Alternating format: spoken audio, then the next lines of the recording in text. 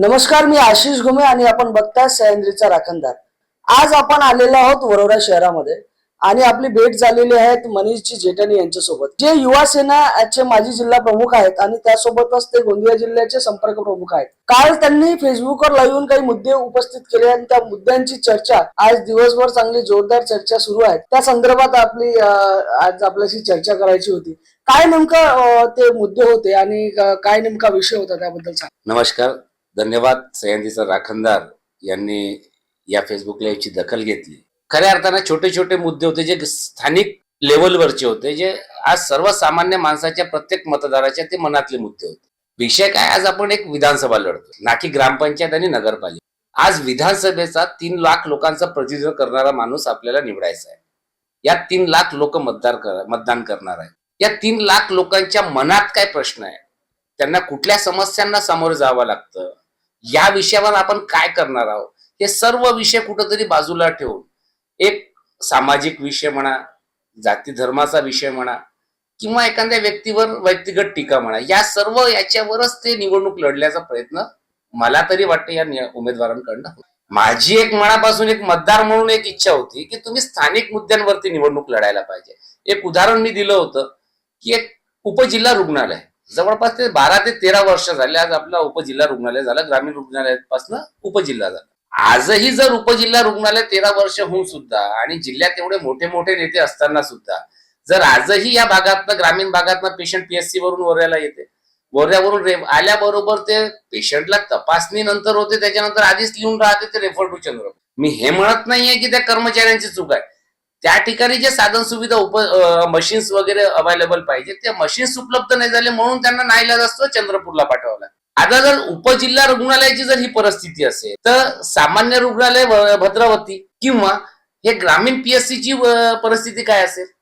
एक ग्रामीण भागात शेतकरी जेव्हा जातो, आज कंबरभर पराठी असते, त्या उत्पन्न जेव्हा शेतात लागून असते, ते पराठी वगैरेचे वेळ असते, त्या वेळात शेतकरी कुठेही आजूबाजूला बघत नाही, तो शेतात राबायला जातो, कारण त्याला माहित आहे की मी इथं राबलो नाही तर माझं घर कसं, कुटुंब कसं चालणार। त्यावेळेला त्याला जर स्वप्न सर्प डसलं किंवा काही विंचूड असलं, ते पेशंटही जर आल्यावरती इथं उपचार होत नसेल आणि नागपूर चंद्रपूरला न्यावं लागत असेल तर आम्ही करायचं का, तुम्ही दिलं काय आम्हाला। त्यानंतरही जर तुम्ही म्हणत असाल का आम्हाला मतदान करा, तर मतदान करायचं कशासाठी। या छोट्या छोट्या गरजा जर तुम्ही पूर्ण करू शकत नसाल, त्यानंतरही तुम्ही मतं मागायला येता तर अर्थ काय। त्यानंतर एक दुसरा विषय माझं असं होतं की आज शैक्षणिक परिस्थिती या भागातली एवढी दुर्दैवी आहे की एक ग्रॅज्युएशनसाठी हायर एज्युकेशन जे म्हणतो आपण, ते हायर एज्युकेशनसाठी आजही आपल्या मुलाला आपण नागपूर किंवा पुणेला पाठवावं लागतं। हायर एज्युकेशन फॅसिलिटीज आपल्याकडे अवेलेबल नाही, चंद्रपूरला देखील नाही। ही शोकांतिका म्हणावा का यांची निष्क्रियता म्हणावा।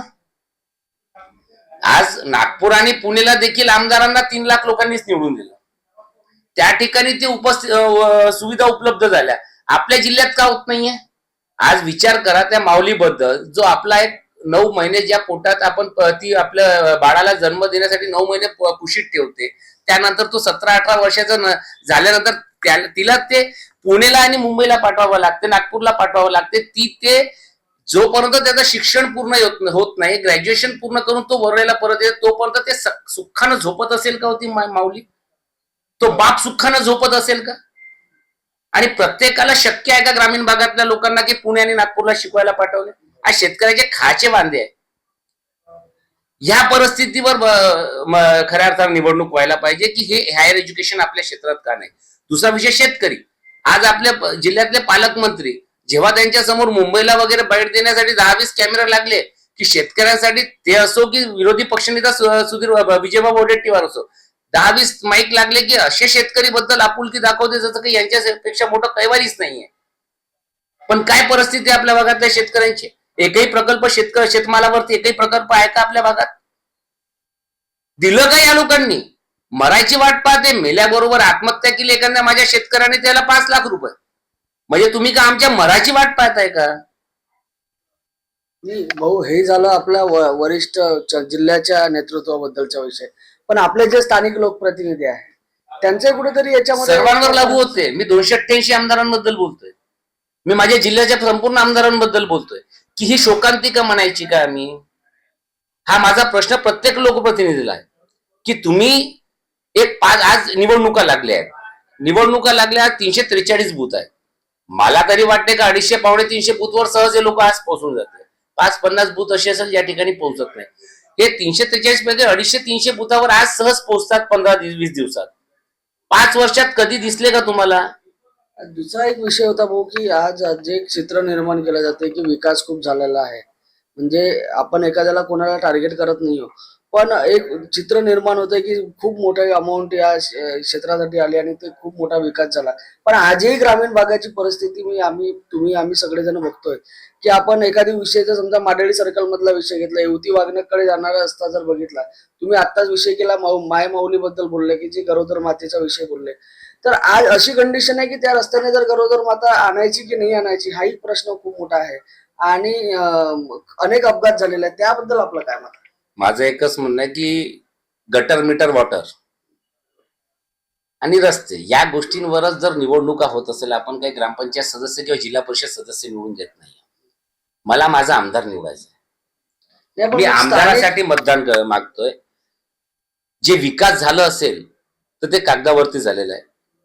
विकास करताना काही भागात फक्त लक्ष देऊन ज्या भागातनं मतदानाचा गठ्ठा मिळाला असेल त्या भागात जर विकास झाला असेल तर याला मी विकास म्हणणार नाही. डेव्हलपमेंट आज तेही दावा करताय की आम्ही डेव्हलपमेंट केलं, कोट्यवधी रुपये आणले. बोरा शहराचे जे नगराध्यक्ष आहेत ते उभे आहेत, ते म्हणतात की आम्ही करोडो रुपये आणले, कोट्यवधी रुपयाचा विकास झाला. रस्ते बांधणं हा विकास आहे का? आजही जर आपल्या घरी पाहुणे आले तर आपण न्यायासाठी कुठं आपल्याकडे व्यवस्था आहे का? कुठं नेणार तुम्ही फिरायला?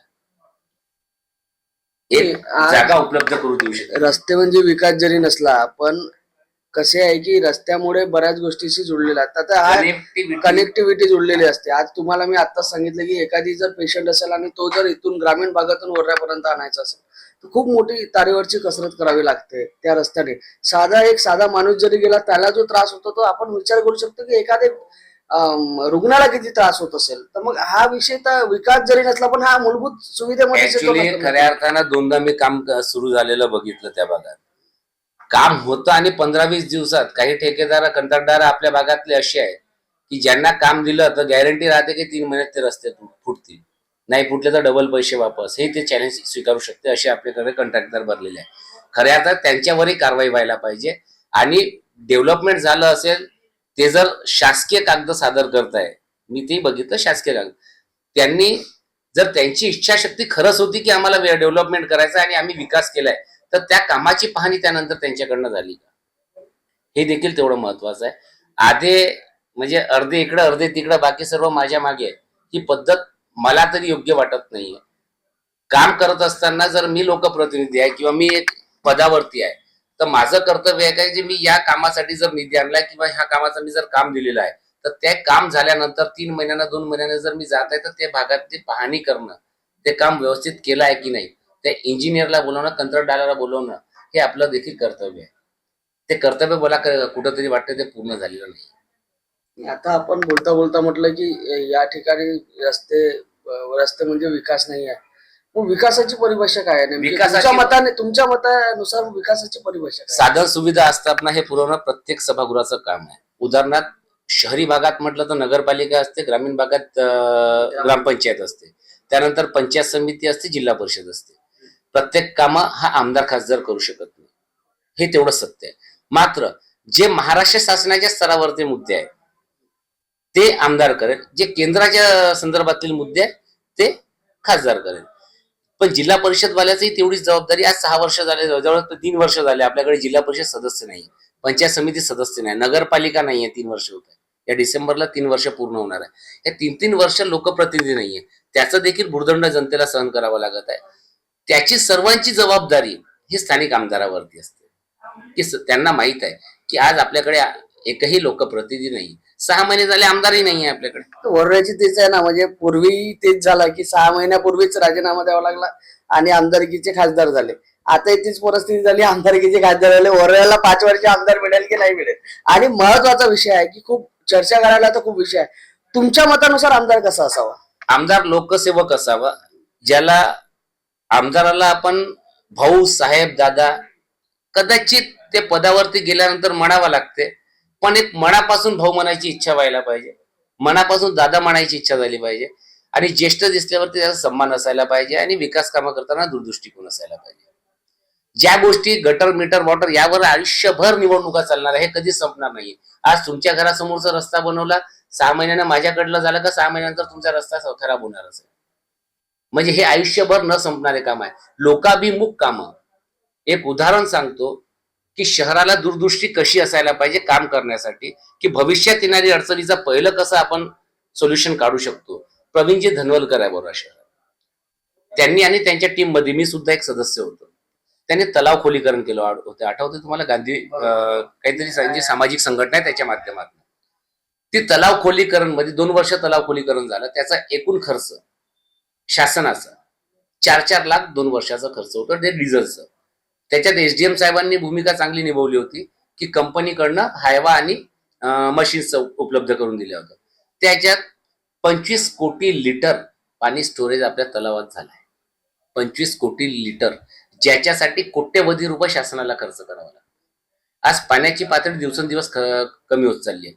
हे मदत झाली ती खोलीकरणामुळे. आज प्रत्येक गावात ग्रामीण भागात बघा तुम्ही की तलाव आहे, पण एकही तलावात पाणी कंटिन्यू 365 दिवस राहतं का? दरवर्षी जर खोलीकरण झालं, अरे कंपन्या आहेत ना, सीएसआर फंड आहे त्यांचं वापरून घ्या. तो सीएसआर फंड जर आपल्या भागात थांबवतो, मला असं म्हणजे मला नाही तर काही कुजबूज चालली आहे की तो सीएसआर फंड तर मला वाटतं लोकप्रतिनिधीची घरं बांधण्यासाठी वापरला जाते, असा आरोप पण जनतेतून होत आहे. त्यात काय म्हणजे सीएसआर फंड खऱ्या अर्थानं ज्या पद्धतीने वापरायला पाहिजे त्या पद्धतीने न वापरता सीएसआर फंड कुठेतरी बंगले उभे व्हायला होतोय का?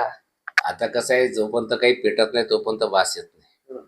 आता कुठं कधी कुणीतरी ते पेटताना बघितलं असेल म्हणून ते वास आली असेल, त्याला नाकारता येत नाही किंवा समर्थनही करता येत नाही, कारण की आपण साक्षीदार नाही त्या गोष्टीची. साक्षीदार जरी नसले पण आज जी परिस्थिती ग्रामीण भागातली आहे, सीएसआर फंड एवढ्या साऱ्या कंपन्या आहे, म्हणजे एवढ्या साऱ्या म्हणण्यापेक्षा 2 महत्वाची प्रदूषण करणारे एक आहे, आणि आपण एक की आपल्याकडे प्रदूषण विरहित एकही प्रकल्प नाही आहे. मग ते पॉवर प्लांट असेल, मग WCL असेल, हे सगळे प्रदूषण करणारेच आहे. पण याच्यातून शहरामधून जेवढा व्हायला पाहिजे तेवढा होताना दिसत नाही. फक्त या ठिकाणी जे काय, मी नाव कोणाचं घेणार नाही किंवा कुणालाही टार्गेट आपल्याला करायचं नाहीये, पण कुठेतरी वाटतं की हा सीएसआर फंडचा फायदा जनतेपेक्षा लोकप्रतिनिधींनाच जास्त होतो. नक्की तुमचा एक मुद्दा खूप आवडला की ग्रामीण भागातले जे काही विषय आहे, मी काल व्हिडिओमध्ये देखील ते विषय बोललो की माझ्या मातेला किंवा माझ्या माऊलीला त्या 1500ची गरज नाहीये. आदरणीय मुख्यमंत्र्यांनी ते 2100 केले, आनंद आहे, पण त्या 2100ची आम्हाला गरज नाही. माझी माऊली सक्षम आहे, माझी कुटुंब प्रमुख आहे. प्रत्येक घराची कुटुंब प्रमुख माझी माऊली आहे, माय माऊली आहे. खऱ्या अर्थानं तिला गरज आहे बचत गटाच्या माध्यमातून स्मॉल स्केल इंडस्ट्रीज, छोटे उद्योगधंदे जर आपल्या भागात निर्माण झाले. आज हजारो एकर जमीन आपल्या कंपनीची शिल्लक असेल, MIDCची. स्मॉल इंडस्ट्रीला एक उदाहरण देतो. माझ्या भावाचं फॅक्टरी आहे नमकीनची वर्धेला. 150 महिला काम करतात, जवळपास 20-25 पुरुषही आहे. एक 125-150 लोकांचा स्टॉप आहे, 150 लोकांना रोजगार. एक 10,000 स्क्वेअर फीटचं फक्त कंपनी आहे ती. 10 ते 15,000 स्क्वेअर फीटची ते हॉलमध्ये कंपनी आहे नमकीनची. रोजगार किती? 150 लोकांना. असे जर 5-50-100 उद्योग जर आपल्या भागात उभे झाले, रोजगार कमी राहील का आपल्याकडे? रोजगार सहज उपलब्ध होईल. माय माऊलीला तुमची भीक नको, सन्मानाची वागणूक पाहिजे.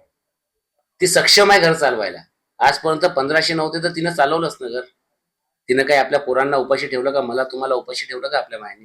नाही ठेवलं तिनं. तिला सन्मानाची गरज आहे. आज बचत गटाच्या माध्यमातून एक चांगली उभारी आपला ग्रामीण भाग घेऊ शकतो, मात्र त्याच्यावर दुर्लक्ष आहे. दूरदृष्टीची कमी आहे आपल्या भागात, हे देखील तेवढंच सत्य आहे. आपले लोकप्रतिनिधी बनेपर्यंत खूप चांगले जनतेसोबत वागतात. उमेदवार देखील पराभूत होणारे असो की निवडून येणारे असो, हे देखील चांगल्या पद्धतीनं वागतात. पण पडल्यावरती देखील आपल्याला जो मिळालेलं मतदान आहे त्याचा आमदार मी म्हणून हे काम करणारे किती लोक आहेत?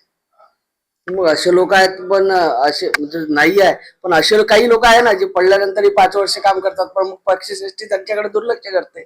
असे उदाहरण वर्धा शहरातही आहे. 5 वर्ष ज्यांनी केलेलं आहे, पडल्यानंतरही 5 वर्ष जनतेसाठी मेहनत केली, आणि शेवटी काय झालं की फळ काय मिळालं की तेच तो एक की विशिष्ट मेहनत करे बोलता पक्षाचा अंडा विषय करे होता. बघीत नाही. पक्षाचा जरी विषय असला तरी तोच विषय आहे ना. मग एखाद्यानं 5 वर्ष काम करायचं आणि मग नंतर मग जनतेने हा विषय लक्षात घेतला पाहिजे ना की कुठे काय केलं पाहिजे. ऍक्च्युली तो 1.5 वर्षापूर्वीचा विषय होता, 5 वर्षाचा नव्हता. नाही 5 वर्ष म्हणजे ते दुसऱ्या पक्षात जरी असले तरी 5 वर्षापूर्वी ते निवडणुकीनंतर पडल्यानंतर ते ऍक्टिव्ह राहिले ना. 5 वर्षापूर्वी ते एक विशिष्ट पक्षाचे उमेदवार होते. त्या पक्षातनं निवडणुकीच्या 1.5 वर्षापूर्वी त्यांनी पक्षप्रवेश केला. 1.5 वर्षापूर्वी ते त्या पक्षात गेले. आज खऱ्या अर्थानं बघितलं गेलं तर वर्क आणि रिस्पॉन्स, वर्क स्टाईल आणि त्यांनी जे काम केलं त्या खऱ्या अर्थानं दावेदार तेच होते त्या पक्षाचे, त्या पक्षाचा निर्णय, पण दावेदार ते होते. आमच्या इकडे तेच झालंय, ज्या मी पक्षाशी बिलॉंग करतो आमच्याही पक्षात तेच झालंय. हकदार फक्त राखणदार झाले. सॉरी, तुमच्या सह्याद्रीचा राखणदार आहे म्हणून तो शब्द निघाला. हकदार राखणदार झाले. बरोबर. हकदार जो असतो त्याला हक्काचा कधीच मिळत नाही, हे देखील तेवढंच सत्य आहे. आम्ही काम करत असताना सर्वप्रथम शिवसैनिक म्हणून, आमचा कुठलाही शिवसैनिक असो तो जात पात धर्म बघत नाही. आजही ग्रामीण रुग्णालयात असो की पोलीस स्टेशनच्या कामासाठी रात्री 2 वाजता शिवसैनिकाचा फोन चालू असतो आणि त्याला फोन देखील येतात, कारण की त्याला विश्वास असतो का हा माझा फोन उचलेल. संकटाच्या काळात आम्हीच साथ देतो. मात्र निवडणुकीच्या काळात काय बघितले जाते हे तुम्हाला देखील ठाऊक आहे. जाहीर बोलणं कदाचित योग्य होणार आणि नाही. आता काही उमेदवारांकडून वेगवेगळे हे दिले जात आहे की आम्ही हे करू ते करू आणि सोबतच चर्चा आहे. प्रत्यक्षात मी बघितलं नाही, तुम्ही बघितलं नाही, किंवा कोणी बघितलं असेल, पण चर्चा आहे की खूप मोठा देवाणघेवाण पण होत आहे. तर नेमकं काय संदेश द्याल की मतदारांना, आता जसं तुम्ही म्हटलं की संकट काळामध्ये शिवसेना आठवतं किंवा जेव्हा एखादी गरज पडते तेव्हा शिवसैनिक आठवतो. मग यावेळेस आज शिवसैनिक म्हणून किंवा आज काय बघितलं पाहिजे आणि काय संदेश आपण झाल्यामध्ये मतदान करताना ग्रामीण भागातल्या जनतेने असो की शहरी भागातल्या असो, ज्या वेळेला WCL चे जे हकदार पोरं होते, ज्यांना जॉब अलर्ट झालं होतं मात्र जॉबवर घेण्यात येत नव्हतं, कामावर रुजू करण्यात येत नव्हतं, त्या 950,000 लोकांसाठी ज्यांनी 7 दिवस आंदोलन केलं, ज्यांनी 3 दिवस मुंबई गाठली आणि त्याच्या सोबतचे पदाधिकारी म्हणून आम्ही या ठिकाणी जे राबलो, रात्री 2-2, 3-3 वाजता मला वाटतं आम्ही त्या भागात गेलो. डिस्पॅच बंद राहायला पाहिजे यासाठी. आम्ही वेळ पाहिला नाही, काही पाहिलं नाही, गुन्हे दाखल हे आम्हाला कधी परवा नाही. एक झालं पुन्हा एक वाढलं, काही फरक पडणार नाही. आधीच एवढ्या 1-2 काही आम्हाला ह्या गोष्टी लक्षात घ्यायला पाहिजे. त्यानंतर ग्रामीण भागात चष्म्याचे कॅम्प जे आम्ही घेतले ते त्याचा विचार करायला पाहिजे. आजही इझी अवेलेबल वाला जर म्हणू आपण, म्हणजे विचाराने खूप मोठा पण कमी किमतीचा जर माणूस म्हणतो तो शिवसैनिक. ज्याला समाजात किंमत जरी शून्य असली पण संकटात मात्र तो अनमोल असते, तो आमचा शिवसैनिक आहे. आम्ही संकटाच्या काळात कधी पाठ दाखवत नाही. त्याला संकट असलं तर आपलं कुटुंब म्हणून आम्ही त्याच्या पाठीशी उभं राहतो. मात्र आज आम्हाला जेव्हा गरज आहे तेव्हा बघू किती लोक साथ देते. तर आम्हाला म्हणजे कोणाला, म्हणजे तेही क्लिअर करून द्या एकदा. खऱ्या अर्थानं शिवसैनिक म्हणून मुकेश जीवतोडे आमचे जिल्हा प्रमुख होते. ते जिल्हा प्रमुख पेक्षा महत्वाचा तो शिवसैनिक आहे, निष्ठावान शिवसैनिक आहे. पक्ष जेव्हा संकटात होतं आम्ही एकामेकाच्या खांद्याला खांदा लावून 50,000 सदस्य नोंदणी केली, कारण की आम्हाला ते निवडणूक आयोगाला द्यायचं होतं. 5,000 स्टॅम्प एफिडेव्हिट दिले. हे सर्व का बरं केलं? आमचा पक्ष संकटात होता, आम्ही पक्षाला साथ दिली. एक प्रामाणिक शिवसैनिक म्हणून त्यांनी काम केलं. जवळपास 250-300 गावांमध्ये जवळपास आम्ही चष्म्याचे कॅम्प घेतले, अनेक आंदोलनं केले, आमच्यावर गुन्हे दाखल आहे. माजरीला लोकांना न्याय मिळत नव्हता, त्या ठिकाणी आम्ही आंदोलन केलं, त्यावेळेस आमच्यावर गुन्हा दाखल झाला. एमटामध्ये जे बेळगाव माइन्स आहे त्याच्या एमटामध्ये काय नाव आहे ते एकोना माइन्स मध्ये आम्ही आंदोलन केलं, आमच्यावर गुन्हे, या अनेक गुन्हे आहे, अनेक गुन्हे.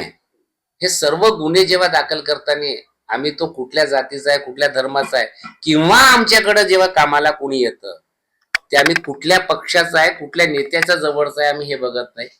तो आज आमच्याकडे आलाय, तो आमच्या शिवसेनेच्या कार्यालयात आलाय, बाळासाहेबाच्या शरणी आलेला आहे. बाळासाहेबाचा सैनिक म्हणून तो या ठिकाणी आम्हाला विचारायला आलाय की मला मदत कर म्हणून. तर बाळासाहेबाची शिकवण जी आहे 80% समाजकारण आणि 20% राजकारण, त्या उद्देशाने आम्ही त्याला मदत करतो.